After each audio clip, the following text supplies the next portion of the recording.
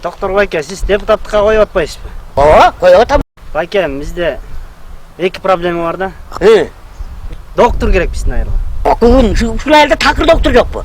Мен аны чечем. Биз ошон үчүн жогору жакка барып атабыз. Түшүнүп атасыз? Азыр чечем мен. Азыр чечем менин. Эч кайыр бар. Алло. Ай, мен боо эл менен жолугушуп жүрдүм эле Кочкор районунда.